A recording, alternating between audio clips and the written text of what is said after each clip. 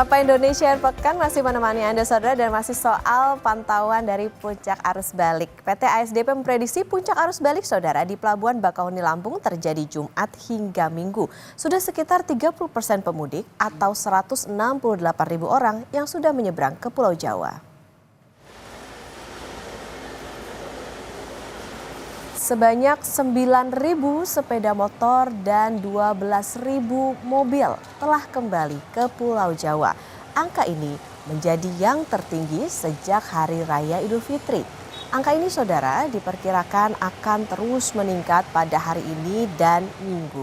ASDP memprediksi sisa pemudik akan terbagi hingga 7 hari pasca Lebaran.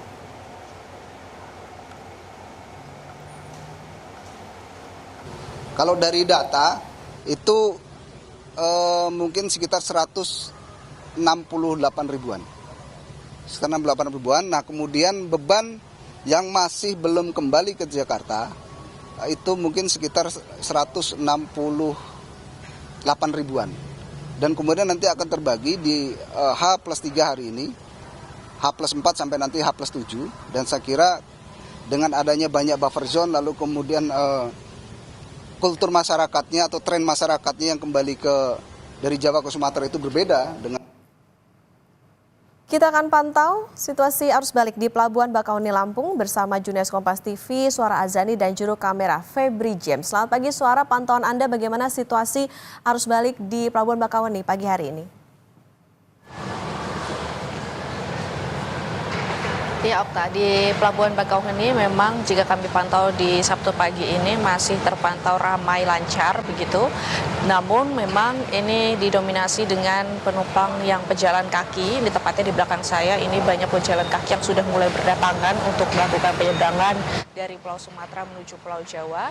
Kemudian jika dibandingkan dengan kendaraan roda 4 dan roda 2, memang jika di pagi hari hingga siang hari ini masih terpantau lengang begitu. Jika dibandingkan di Jumat malam, ini Jumat malam justru terjadi lonjakan penumpang begitu dari kendaraan roda 2 maupun roda 4 ini terlihat memenuhi kantong parkir dari semalam dan terlihat penumpang berjalan kaki juga terlihat ada antrian begitu untuk menuju dermaga. Dan memang lonjakan yang signifikan ini nantinya diprediksi akan bertambah lagi di akhir pekan ini, yaitu di hari Sabtu dan Minggu, tepatnya di malam hari khususnya, karena memang penumpang ini lebih memilih untuk melakukan penyeberangan di malam hari dan hingga dini hari. Jika di pagi hingga siang ini memang dikarenakan cuaca yang kurang tepat begitu.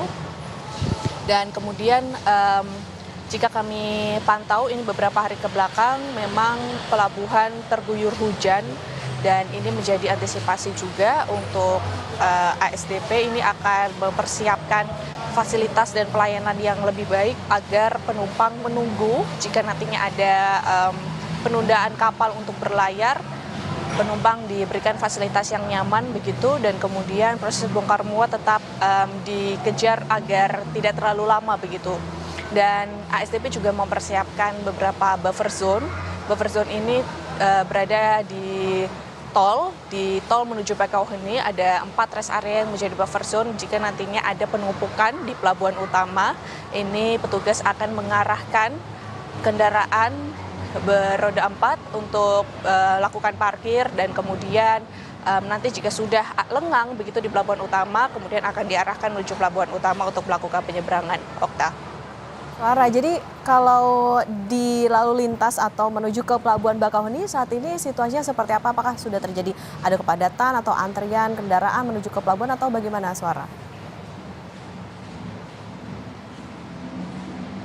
Ya Okta, untuk arus lalu lintas menuju pelabuhan ini masih terpantau ramai lancar begitu ya, tetapi memang di malam hari ini khususnya terlihat adanya antrian yang cukup panjang, tetapi tidak sampai di jalan tol maupun jalan Pantura menuju pelabuhan ini, hanya sampai di pintu masuk pelabuhan. Sampai saat ini arus lalu lintas masih terpantau lancar dikarenakan terdapat beberapa petugas yang melakukan mengarahkan penumpang yang akan menuju dermaga ini diarahkan untuk mengisi kantung-kantung parkir di jalan tol, yaitu di rest area tol yang sudah disediakan oleh ASDP dan bersama dengan polisi juga, Okta. Baik, terima kasih atas laporan Anda, jurnalis Kompas TV Suara Azani dan juru kamera Febri James melaporkan dari Pelabuhan Bakauheni Lampung. Selamat bertugas kembali.